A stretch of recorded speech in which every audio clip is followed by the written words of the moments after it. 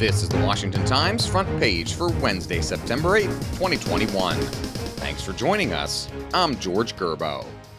The front page is brought to you by First Liberty Institute. Help First Liberty take a stand against court packing at supremecoup.com. Breakthrough COVID-19 cases, while still rare, are driving talk of vaccine booster shots before protection wanes against the coronavirus. Tom Howe reports the Centers for Disease Control and Prevention said it knows of only 12,908 hospitalizations or deaths among the 173 million people who have been fully vaccinated as of August 30th. That's a small 0.007 percentage rate, though the contagious nature of the Delta variant has increased awareness around the cases. Local health departments are trying to fill the vaccine gap and say the odds are still vastly in favor of people who get the shots.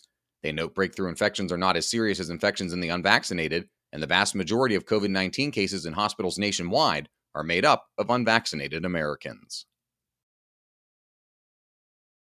On immigration, U.S. Immigration and Customs Enforcement says 463 jails won't cooperate with the federal government's deportation detainer requests and is blaming their jurisdictions for the agency's inability to comply with a court order.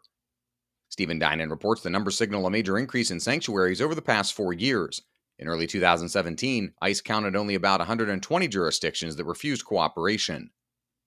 Sanctuaries are not legally defined, but the word is generally applied to entities that restrict cooperation with the Department of Homeland Security.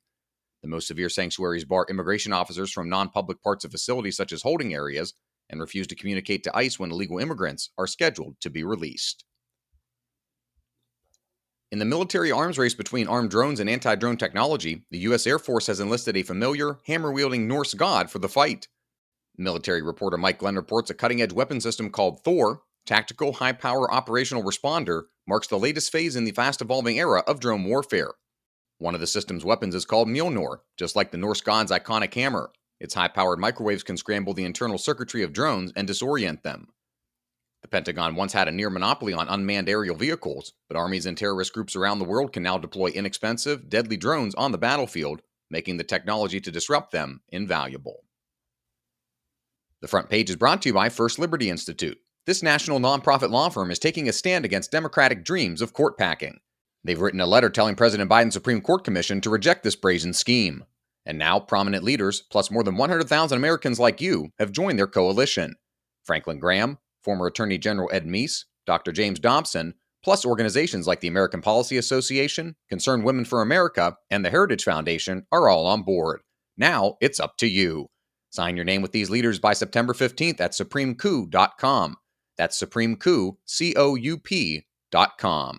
First Liberty Institute. May God bless America. The hasty withdrawal from Afghanistan has left the United States in a tough spot for reaching the country's rare earth minerals, but China has positioned itself to cash in. Jeff Murdoch reports while the U.S. raced to evacuate citizens, China opened talks with the Taliban to gain access to the mineral mines. A Department of Defense report from 2010 priced Afghanistan's untapped mineral wealth, which includes copper, iron, gold, and lithium, at roughly $1 trillion. In 2019, an Afghan government official estimated the value as high as $3 trillion. The mineral deposits are critical ingredients in batteries for electric cars, cell phones, and other high-tech consumer goods. And finally, the U.S. Conference of Catholic Bishops has reported 93 incidents nationwide of arson, statue destruction, and other vandalism so far this year. Valerie Richardson reports Catholic leaders are frustrated by what they describe as a lack of national media and political attention to the alarming surge in anti-church attacks. Incidents at Catholic churches have occurred in 28 states since May of 2020.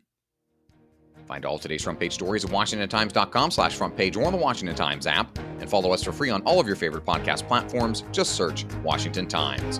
For the Washington Times, I'm George Gerbo.